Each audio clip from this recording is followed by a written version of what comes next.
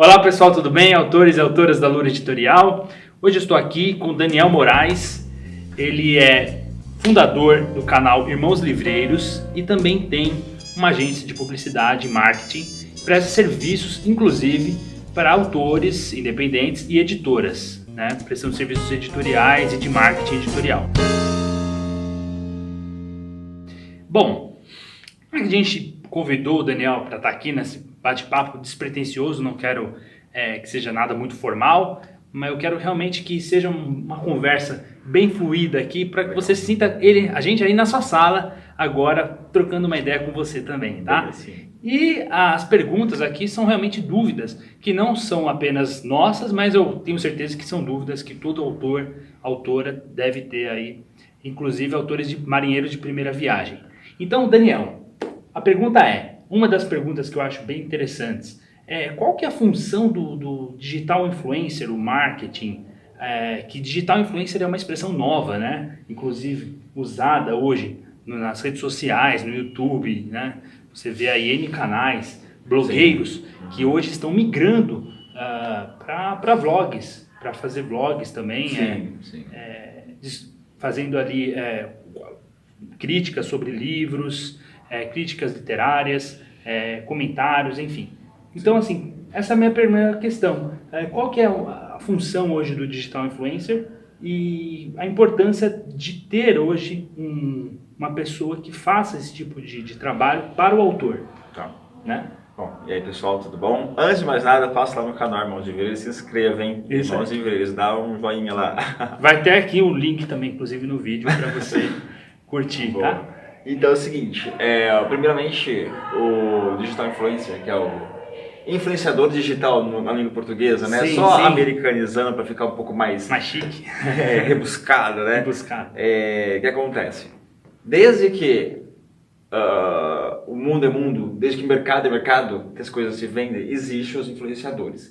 Quem são os influenciadores? São pessoas que falam de um produto, certo? Certo. Seja ele em qualquer coisa que você faz hoje. O simples fato de você ir no supermercado comprar um sabão Omo é porque alguém falou pra você. Sim. Quem é alguém? Pode ser a mídia, ou pode ser alguém ser o vizinho. Ele Sim. influenciou você a comprar o Omo e deixa de comprar outro, né? Exatamente. Da mesma forma se dá para livros. Sim. Hoje eu trabalho com esse segmento literário, faço essa assessoria, como posso dizer assim, né? Uhum. E tem todo um trabalho por trás. O que é ser um digital influencer? É você realmente criticar. O que é criticar? Não estou falando pelo lado negativo, pelo lado positivo, né? Nós temos que receber crítica daquilo que nós fazemos, né? Tanto a editora quanto o próprio autor. Ele tem que receber essas críticas, esse lado positivo, esse lado que ele precisa aprimorar ou não, né? E aí, simplesmente isso, tá? O digital influencer, ele serve, ele é um canal, digo, uma plataforma, seja através de blog, de Instagrammers, que é a nova tendência, viu? Instagrammers. Bem verdade. Agora existem pessoas exclusivas para Instagram, tá? Olha só. Que é uma que superou o Facebook, né? Sim. Como também tem as mídias sociais, os veículos midiáticos, e aí surgiu essas pessoas que cuidam disso, que vão só para influenciar pessoas a adquirir aquele produto. Sim. É onde eu entro nessa questão. Sim. Não, e realmente é uma tendência mesmo, as pessoas tendem a hoje não ser apenas, por exemplo, você, pensando bem, quando você faz lá o cadastro no Face, você depois faz o cadastro no Instagram, você tem o Twitter, você também, às vezes, tem até um canal no YouTube que você coloca vídeos, não só vídeos que você produz, mas você coloca ali vídeos que te interessam, Sim. você se inscreve em canais. Sim. Então hoje o usuário ele está em múltiplas plataformas. Justamente. E se você não souber atingir essas múltiplas plataformas, você pode pegar uma fração muito pequena ali ou às vezes não aproveitar o usuário. Eu vejo pela própria Lura Editorial. Quando a gente começou a trabalhar com o canal do YouTube, a gente viu também a necessidade de atender o pessoal do Instagram e também ir para o Face, enfim. Então, isso daí... Só um detalhe, informando que são, por incrível que pareça, são públicos distintos que podem ser os mesmos usuários ou não. Ou não. Tá? Normalmente dos casos não. Eu vejo isso pelos meus links de retenções, né? O que eu publico no YouTube Eu tenho uma pequenina parcela do Instagram, do Facebook, do Twitter, do blog, do Snapchat, porém ele é necessário estar ali. Sim. Se ele não estiver, as pessoas não vão. Interessante, porque eu como pessoa física, Roger, agora, falando de mim, eu não uso o Instagram. Eu não tenho... É mesmo? Então assim, mas eu uso muito o Face. Uso também, agora voltei para o Twitter, já estava há alguns anos meio que ausente. Twitter foi o segundo usuário no mundo. Então. É mentira. E por isso que eu acho que, realmente, como você falou, às vezes o usuário que está no Instagram não necessariamente está no Face, né? Entendeu? Só que você tem que estar em todas as plataformas. Por quê? A partir do momento que você publica um livro, você deixa de ser um escritor. Para quem é o escritor, ele continua sendo escritor, o livro dele é o bebezinho dele, é o filho dele, porque ele criou aquilo, pô. Sim. Né? Só que, a partir do que publica, ele vai para uma editora, ele vai para o mercado, ou seja, ele torna seu produto mercadológico, ele deixa de ser um simples livro para ele ser o livro. Então ele tem que trabalhar isso, então ele precisa estar em múltiplas, ele tem que estar sendo lembrado, é necessário estar sendo lembrado, porque senão ele vai ser... abafado pelos outros demais que vêm. Né? E hoje é algo muito cíclico, viu, pessoal? Não se esqueça que hoje as coisas são rápidas. Muito. Elas mudam muito rápido, elas reciclam muito rápido e você precisa estar realmente acompanhando. Não adianta você achar que você criou uma página no Face, que é isso bem, que eu ia falar, inclusive, aproveitando, colocando aqui como uma aspas. Quando você trabalha com...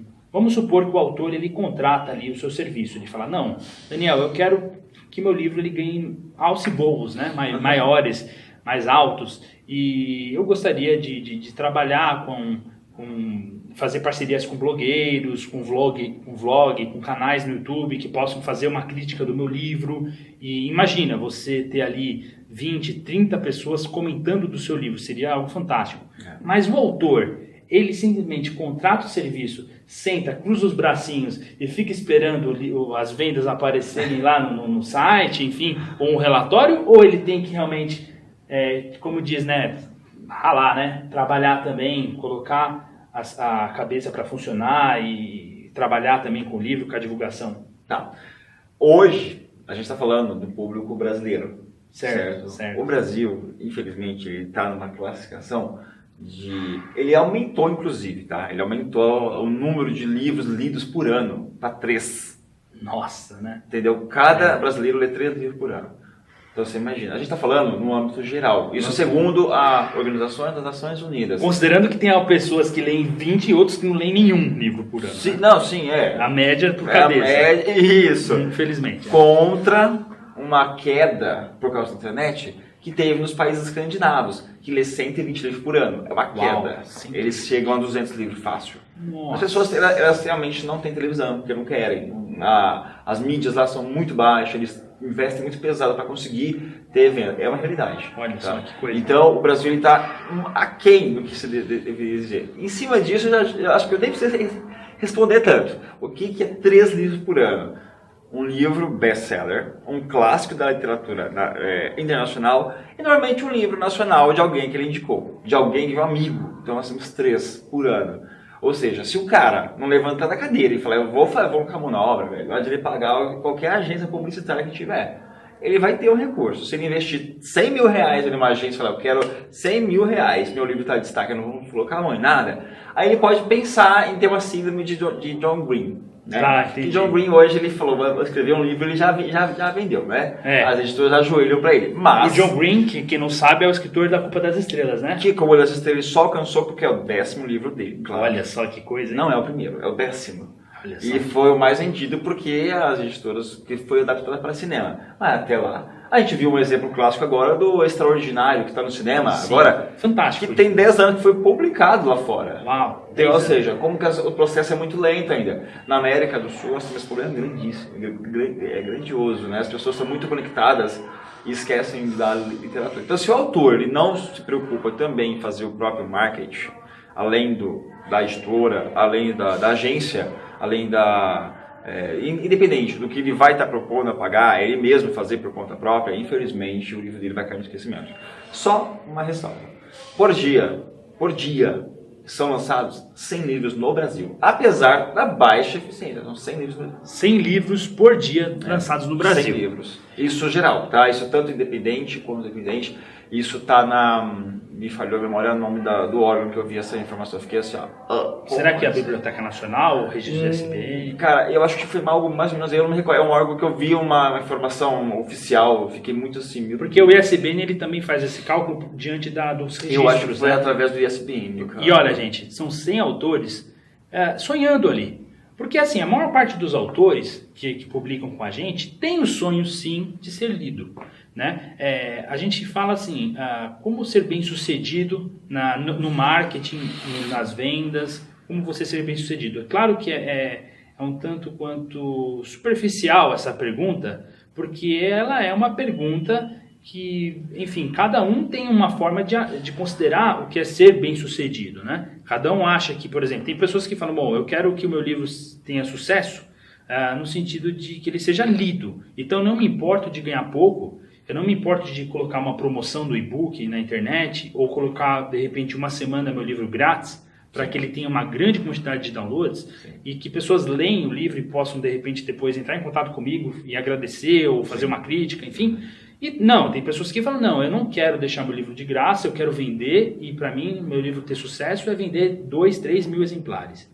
Então, assim, isso, por isso que eu falo, é um pouco subjetivo. São vertentes diferentes também, né, Roger? Mas o fato é que, claro, a gente tem autores que publicaram comigo que não tinham pretensão. Era um livro familiar, uma biografia, um livro de poesias, e a gente sabe que, estatisticamente falando, poesia não vende.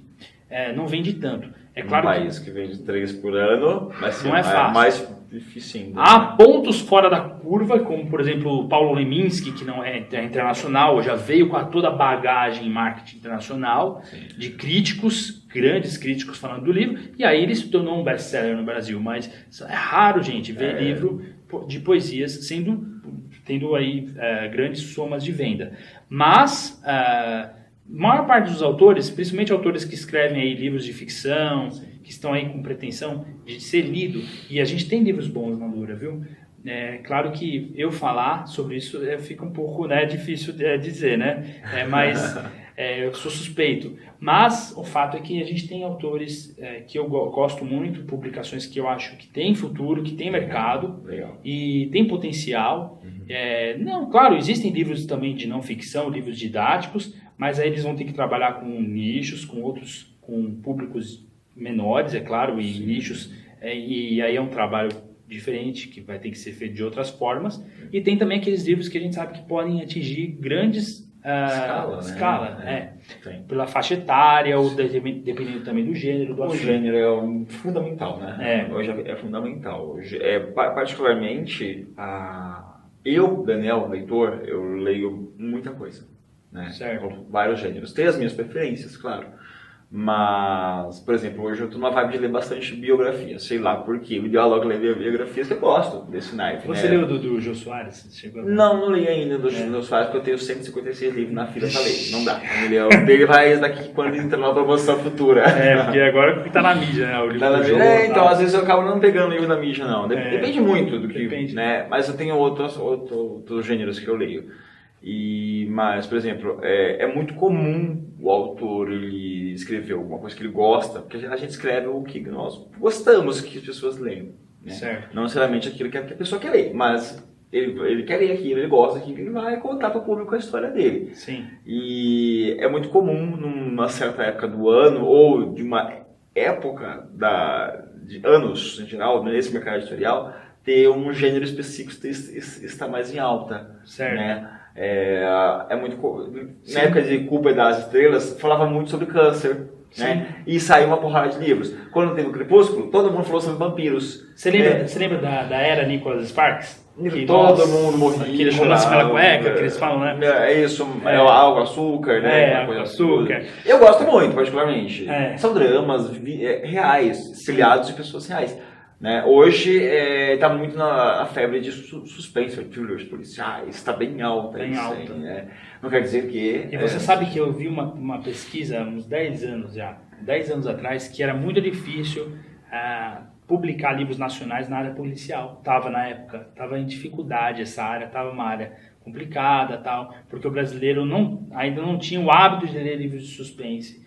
E você vê o André Bianco, por exemplo, que é um autor que eu gosto muito, particularmente. Sim. Ele começou, gente, autopublicando, tá? O primeiro livro dele, ele custeou a obra e não foi barato. E agora ele foi para Novo Século, ele está até hoje, se não me engano.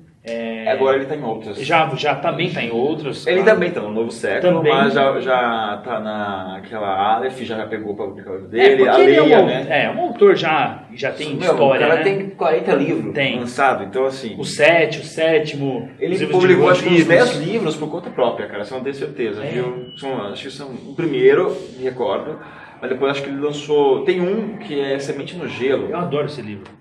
Cara, ele lançou por conta própria. Depois que ele mandou para Novo Século... Esse livro foi o livro que eu li dele. Sério? Eu gostei, inclusive. Gostei. A capa na bosta. Eu acho ridículo. Não, mas eu gostei, assim, eu achei legal, porque quando eu li esse livro já faz alguns anos, eu me identifiquei porque ele passava em São Paulo, você passava na cidade. Justamente. A cidade chovendo. É gostoso você ver isso. Você se sente daqui, né? É o brasileiro falando do brasileiro, que eu acho que é muito importante isso. Muito importante. Quando você, autor, escreve do seu país, ou seja, da sua cidade. É gostoso você falar de fora. É muito bom fazer na ponte. Eu gosto muito de livros que passam São Paulo, Rio, sei lá, um exemplo, tá? Bahia, Ceará, que seja, e também um pouco da Inglaterra, Estados Unidos. Legal. Mas quando se trata de ambiente nacional, 100%, escrever o que acontece no nosso país é muito bom.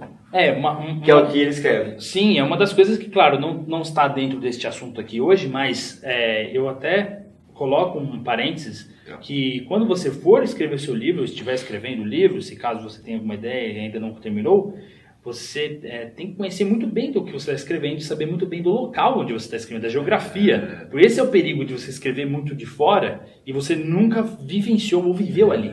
Então o cara começa a escrever da Itália, de Roma, mas ele nunca foi para Roma, ou ele conheceu pouco, ele não leu muito, ele, enfim, não está muito ciente do como que é o cotidiano do cidadão ali. Sim. E aí, de repente, um leitor um dia pega seu livro e ele conheceu mora lá, Roma. Esse cara não sabe o que ele está falando de Roma. Né? Ele denigra a imagem. E isso é ruim porque você perde pontos no seu livro. Você perde. Se ele for um blogueiro, piorou. Ixi, aí já era, né? Porque imagina você receber uma crítica dessa. Então conheça, saiba do que você está falando. No caso, se você mora, de repente, que nem eu moro aqui em São Caetano do Sul, São Paulo, e eu quiser fazer um thriller que se passa em São Paulo, para mim vai ser fácil. Sim. Né? Eu conheço muito bem. Habitat natural. Natural. Então isso é legal e, inclusive, é um outro assunto, a gente pode tratar depois.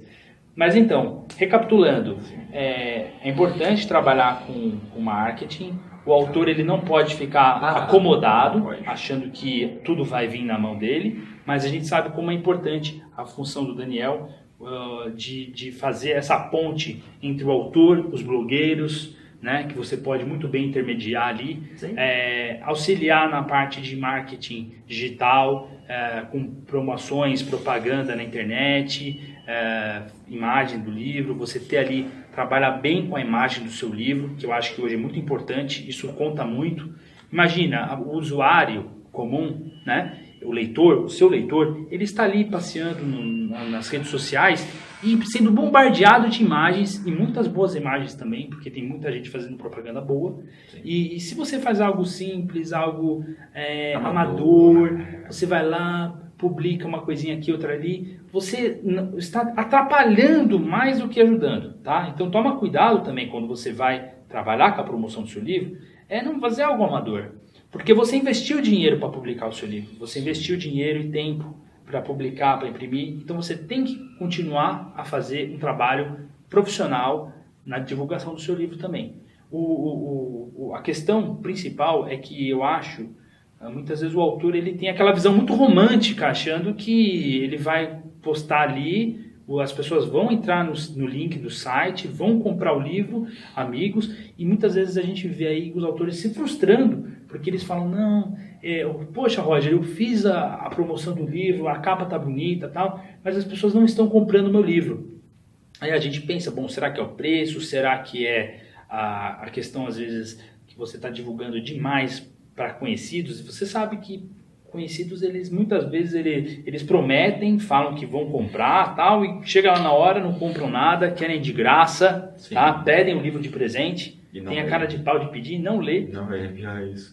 Então assim, pense sério no marketing, gente. Pense sério, porque é muito importante você trabalhar com marketing digital e online e offline. Por que eu falo online, principalmente? Porque é mais barato. Sim. Investir offline, vai publicar em revista, é caro.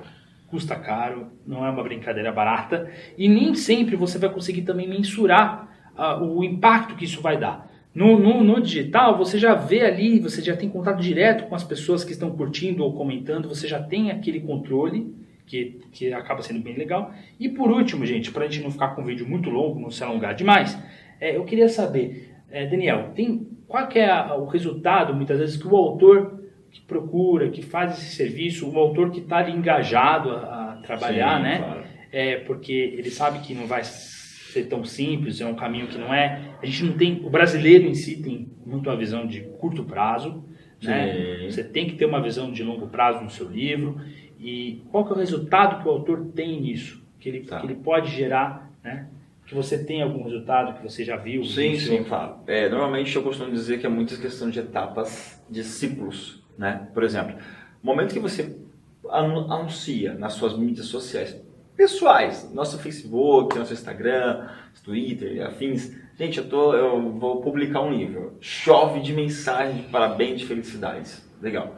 Quando você está... É um ciclo que se iniciou. Aí você tem um processo lá com a editora. Aí quando chegou a hora de lançar seu livro. É um outro ciclo. É a hora que realmente você mostra para todo mundo o seu livro, né? Tá aqui, meu filho nasceu, tá aqui. Todo mundo vai chover de mensagem, que lindo, maravilhoso, programa. Ok. Tá. Aí você vai fazer o quê?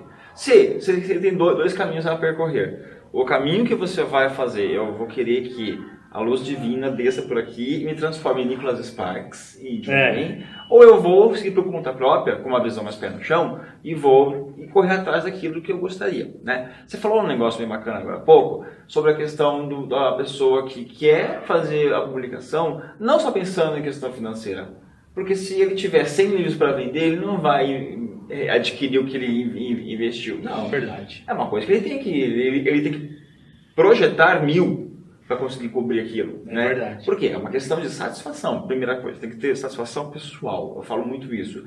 Cara, o fato de você escrever um livro, você está acima, muito acima do norueguês, que lê 120 livros por ano. Porque você conseguiu superar ele escrevendo um livro. É verdade. Né? Não vou nem dizer acima do brasileiro, porque nem se encontra. Tá bem longe. Né? É uma realidade.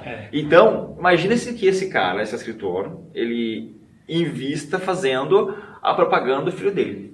Eu acho que todo mundo gosta de falar que o filho é bonitinho, né? Sim. Esse é meu filho, ele estudiou outro, né? Então vamos pegar o livro e transformar ele em criança, de verdade. Certo. Pega o livro e imagina que ele é um filho. Nasceu, vamos cuidar dele, mas não vamos deixar, né? Ou você paga uma babá cara, né? Que vai ficar de escacado com eles, que é uma agência de publicidade, que é uma empresa para cuidar de você. Ótima analogia, muito bom. Né? Ou você simplesmente pega o seu filho e vai criar por conta própria, mas aí você tem dor de cabeça, pô. Você tem remédio, você tem fralda, né?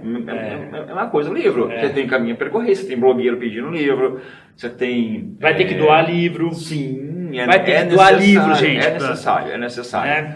É aquela, eu dou algo, mas eu vou querer algo em troca. E nunca espere de um blogueiro falar 100% do livro. Você vai entregar para divulgação. Uma agência de publicidade, para vocês terem noção, acho que você tem ciência. Publicidade. Para você fazer um acompanhamento durante um mês numa página, ele não vai fazer menos que R$3.000. Normalmente. Sim. Tá? Isso para ele vai fazer acompanhamento só. 3.000 média. Tá? Uma agência grande, vai cuidar de você ali e tal. Vai ter os rankings de aumento e tal. Tem uns que cobra 1.000, mas é muito raro. Hoje em dia o mercado está muito doido. Então você imagina, 3.000. Tá? Imagina se você vai pegar o seu livro, vai pegar 100 livros, eu vou chutar 100 aqui, e vai selecionar 100 pessoas que vão falar simultaneamente. Eu posso dar um exemplo bem bacana? A Garota no Trem foi um livro adaptado para os cinemas. Olha só. Sabe disso? Sim. E a Record lançou, né? Eu trouxe do Brasil, trouxe para o Brasil depois de 40 países que ficou por direito do livro, tá? Publicou. Só que quando chegou no Brasil, já tinha vendido lá fora, legal. Então ela fez um marketing muito pesado, investiu pesado. A gente fala pesado, é coisa de 100, 150 mil reais, tá? Sim. E aí depois que chegou, aí teve a adaptação. Aliás, trouxe por causa da adaptação.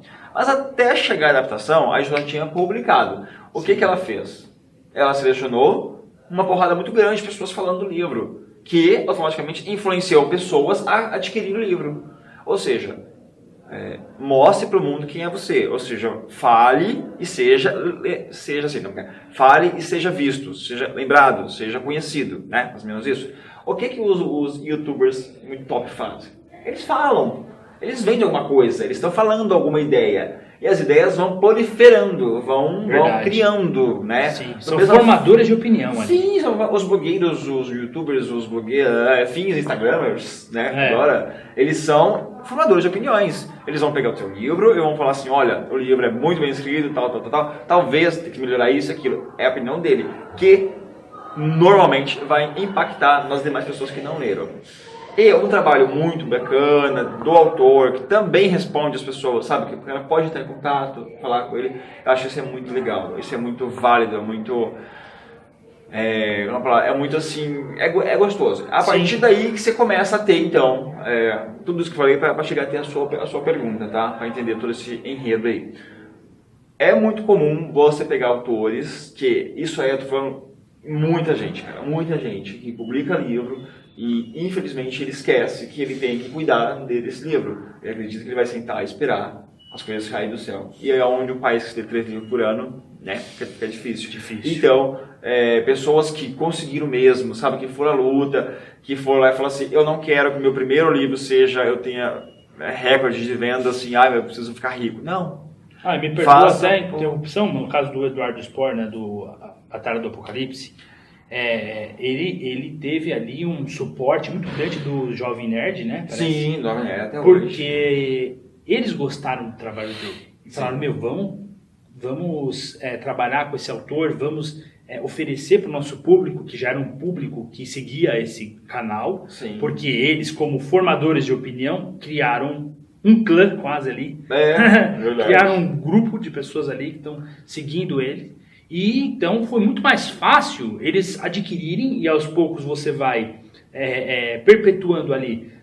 As pessoas vão fazendo as críticas, vão gostando, vai passando para outro. E aí, de repente, blogueiros começam a querer se interessar pelo livro, para ler, para também postarem críticas.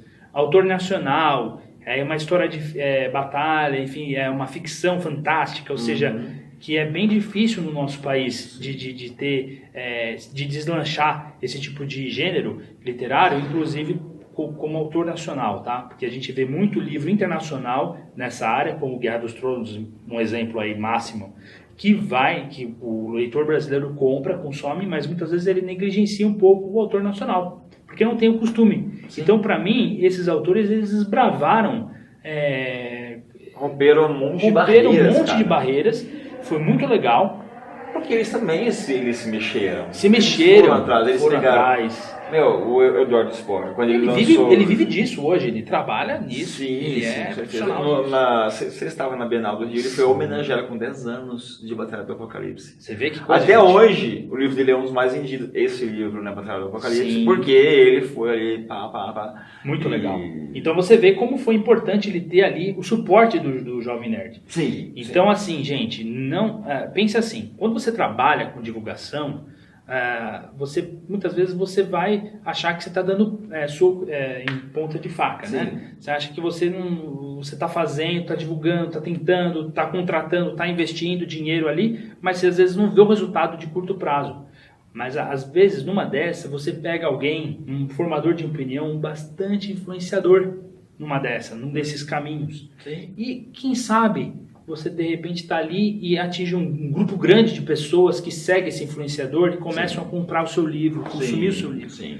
Então, eu vejo pela própria Lura, o canal da Lura, todo o trabalho que a gente faz, muitas vezes ele é gratuito. Eu vou lá, posto vídeos, dou dicas de de publicação, de mercado, sem cobrar, né? Eu faço aquilo gratuitamente, primeiro porque eu gosto também, e segundo porque eu sei que isso vai atingir o meu público de uma forma ou de outra. E de repente pessoas de grande, assim, pessoas importantes, empresas, já me contataram. Times de futebol já me contataram, me encontraram na internet, no YouTube. Então, é muito importante fazer esse trabalho. Você tem que pensar a médio e longo prazo. Tá? Não pense só aqui, olha além.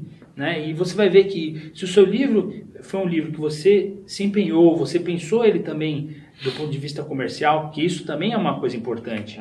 Depois, esse é um outro assunto, é na parte de você escrever, de você compor o livro. Pensar ele no ponto de vista comercial. Se você tem um livro, você acredita nele, ele está bem feito, está bonito, está com uma capa legal, título bom, atraente, você sabe qual é o seu público, invista. Invista e eu tenho certeza que você vai ter resultado.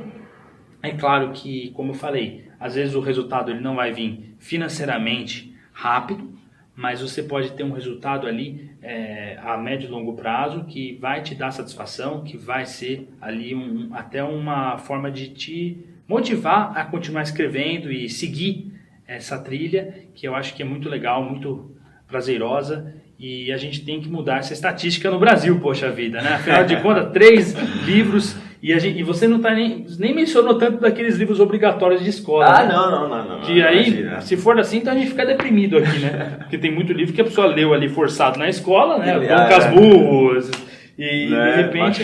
Machado de Assis, né? E aí, de repente, a pessoa fala, não, eu já li um livro já, né? Então, toma muito cuidado, né?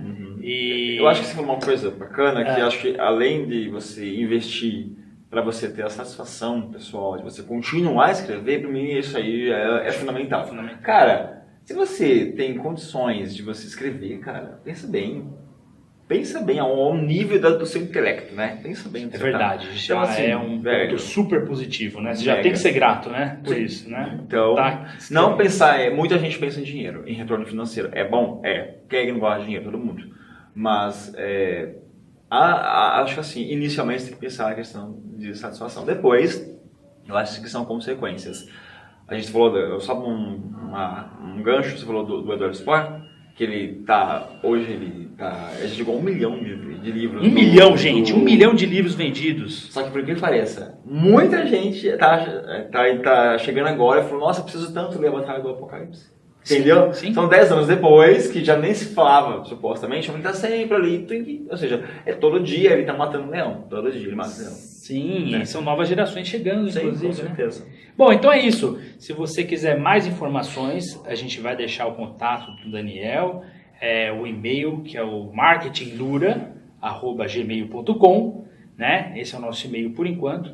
E também vamos deixar os contatos pessoais dele, enfim, o WhatsApp, se você quiser ter contato ali com ele e quiser contratar esse serviço ou saber um pouco mais sobre esse serviço de marketing que ele presta para autores independentes e também para editoras, mas aqui nosso foco é trabalhar com o autor, né, com a autora que publicou com a Lura Editorial.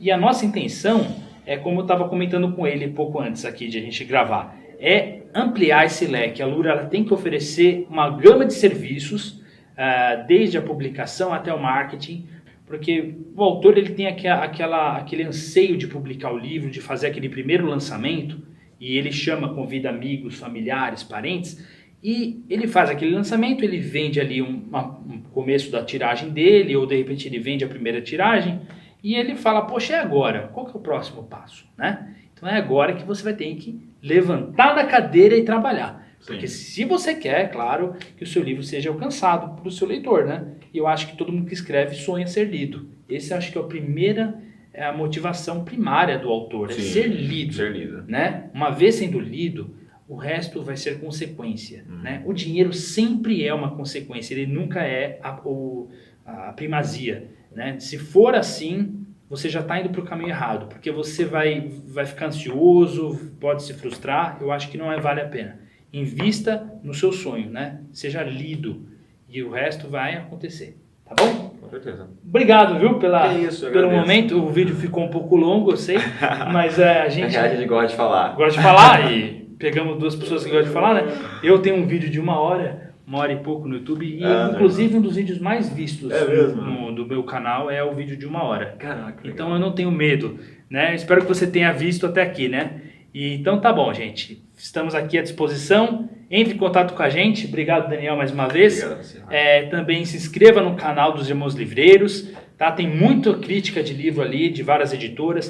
Prestigie autores independentes, prestigie editoras pequenas. Compra livros de autores e editoras pequenas, porque a gente precisa se ajudar. Acho que isso nos ajudarmos, né? Porque eu acho que isso é muito importante. Tá bom? Obrigado, gente. Até a próxima. Abraço. Tchau, tchau.